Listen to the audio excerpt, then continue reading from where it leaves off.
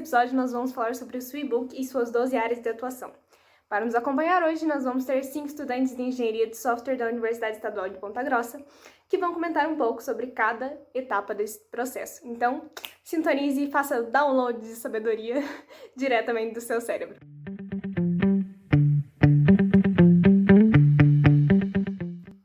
Conosco nós temos Sara Jansen, Sara Letícia, Helena Vitória, Isis Julek e eu, Carolina, como host hoje.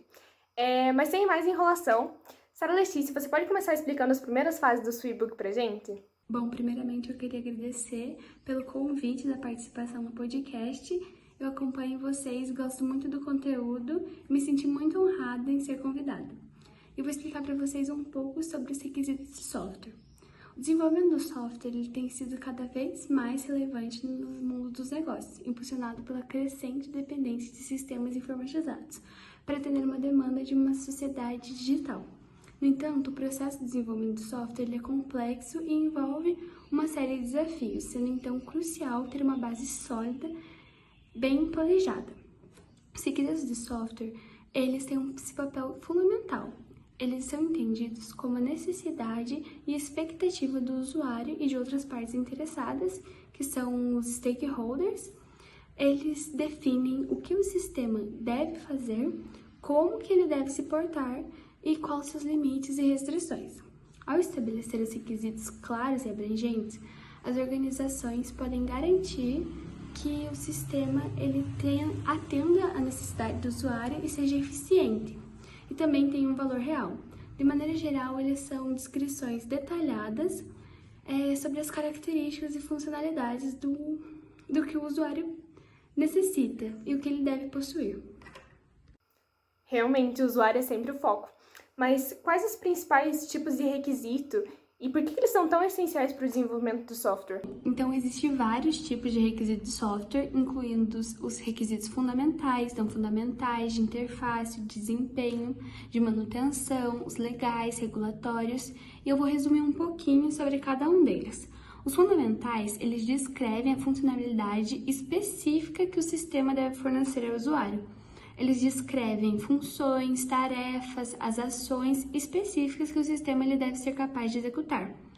Eles representam as principais capacidades e comportamentos que são esperados do software. Já os não fundamentais, eles referem às características do sistema como um todo, como segurança, confiabilidade. Eles focam em como o sistema realiza as funções em vez das funções em si. Os de interface, eles especificam como o sistema interage com os outros sistemas ou componentes, incluindo interface de hardware, software externo e interface de usuário. Os requisitos de desempenho eles estabelecem critérios de desempenho que o sistema deve atender, como o tempo de resposta, por exemplo. Já os de manutenção, eles descrevem o que facilita futuras manutenções e modificações do software, garantindo que ele seja sustentável a grande prazo. Os legais regulatórios, eles referem a requisitos impostos por leis ou regulamentos. Uma aquisição documentada que ele regulamenta todas as requisições que o software deve cumprir. E todos esses requisitos são fundamentais por causa que eles deixam uma base clara do software, para que serve como uma comunicação entre os interessados e os desenvolvedores e garante que o produto final atenda ao esperado pelo usuário, resultando em um software bem-sucedido e eficaz. Ele serve como mecanismo de comunicação entre os usuários e os desenvolvedores. Eles funcionam como um contrato implícito, garantindo todas as partes envolvidas que elas tenham uma compreensão clara e compartilhada das funcionalidades que o software deve ter. Nossa, são realmente muitas classificações, mas obrigada, Sara, pela explicação. E agora, nossa outra Sara, Sara Jansen, pode continuar falando um pouco sobre software design e software construction? Primeiramente, olá a todos que estão aqui, todos que estão nos ouvindo. Olá, Carol. É um prazer imenso estar aqui com vocês no podcast. E respondendo as perguntas, software design também é chamado muitas vezes de projeto de design. é o processo que vai definir os requisitos do design com base nas necessidades do sistema e do usuário. E dentro dessa fase, a gente tem outras fases que vão definir como que vai ser a arquitetura e a implementação do sistema. Já a fase de Software Construction, que é a construção do software, é quando os programadores desenvolvem o código-fonte com base nas especificações do design. E isso vai envolver codificação, testes e integração de módulos. Requisitos sempre temos que levar em conta as pessoas com deficiência, né? E como que você acha que o usuário, o design, ele pode ser orientado para pessoas com deficiência? Tipo, em uma ética mais inclusiva? A gente precisa garantir que o sistema seja acessível para todos os usuários. E um jeito de fazer isso é seguindo as diretrizes de acessibilidade para conteúdo da web. Como exemplo de empresas que já estão seguindo essas diretrizes, a gente tem a Amazon, que incorporou recurso de descrição detalhada das imagens do site. Também temos a Apple com o VoiceOver, que oferece recursos de leitura em voz alta do conteúdo da tela. E a gente também tem exemplo que eu acho importantíssimo, que são os sites governamentais que estão cada vez mais investindo em recursos de acessibilidade. E além disso, é sempre bom testar o software, né? Colocar em prática, inclusive, os designs de acessibilidade e coisas do tipo. Na verdade, esse é o próximo passo a ser comentado. Então, primeiramente, para conceituar, o teste software ele é uma parte crítica do desenvolvimento de software, já que é a partir dele que a gente consegue identificar e corrigir os erros, garantindo que o produto final ele atenda a todos os requisitos e expectativas do usuário, além de garantir a qualidade, confiabilidade e segurança do software. Para conseguir realizar esses testes, é crucial entregar uma variedade de estratégias de teste que incluem abordagens fundamentais, tais como o teste da caixa branca e caixa preta, teste de unidade, teste de integração, teste de sistema, de aceitação do usuário, de desempenho e teste de segurança também. Essas estratégias elas são essenciais para garantir que o software ele seja minuciosamente testado em diferentes níveis, desde componentes individuais até o sistema como um todo, garantindo assim a funcionalidade, a confiabilidade, o desempenho e a segurança do software desenvolvido. É isso aí. E é exatamente por isso que o próximo passo já é Software Maintenance, que é a manutenção do software. E é onde a gente vai corrigir defeitos, fazer atualizações, melhorias, ou seja, corrigimos e fazemos tudo isso funcionar. Nossa, tudo está interligado mesmo. Uma parte só funciona se a outra estiver funcionando bem. Isso é muito interessante na nossa área. Mas, Isis, você pode continuar falando sobre o gerenciamento da configuração do software? Sim, na verdade, essa etapa de controle de versões e rastreamento de modificações também é muito importante, já que a mesma ela desempenha um papel crucial na garantia da integridade e consistência do software ao longo do seu ciclo de vida. Durante o ciclo de vida do software, o controle de versões desempenha um papel fundamental na gestão de múltiplas iterações do mesmo projeto. Ao manter um registro de todas as versões anteriores, os desenvolvedores eles podem acessar e restaurar versões anteriores, se necessário, garantindo que o software possa ser repetido ao estado funcional anterior, caso algum problema inesperado aconteça. Além disso, o rastreamento de modificações possibilita também uma compreensão clara das alterações feitas no código-fonte e outros artefatos ao longo do tempo.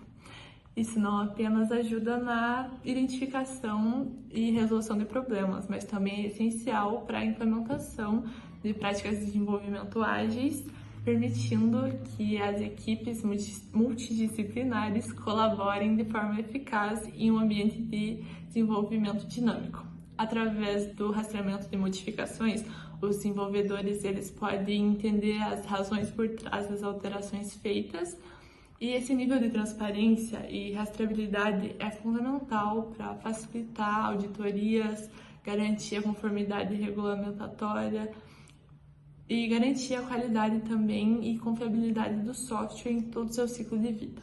Está muito ligada também à gestão de engenharia de software, que é uma parte crucial do processo.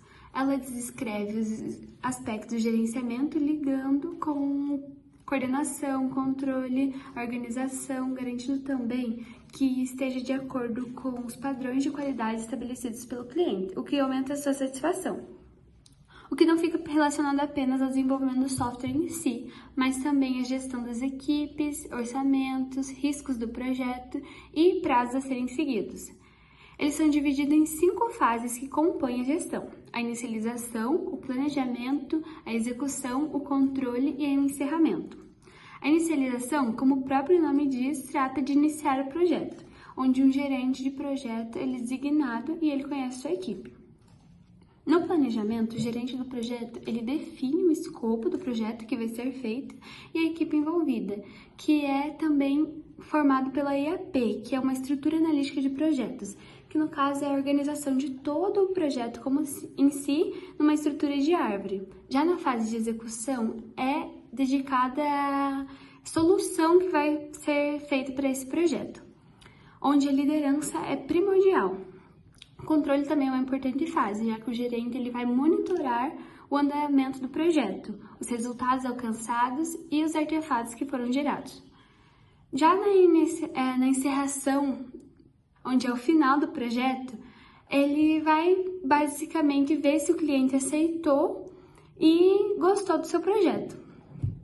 É exatamente isso, eu sempre achei essa área muito chamativa. Agora, a próxima etapa a ser comentada seria Software Engineering Process, que abrange uma série de etapas e práticas para desenvolvimento eficaz de software, o que inclui modelos de ciclo de vida, metodologias ágeis e práticas de engenharia de processos, que ajudam as equipes de desenvolvimento a criar produtos de software de alta qualidade de maneira sistemática. Os modelos de ciclo de vida, eles são... cada um deles tem suas próprias vantagens, são selecionados de acordo com o projeto a ser desenvolvido.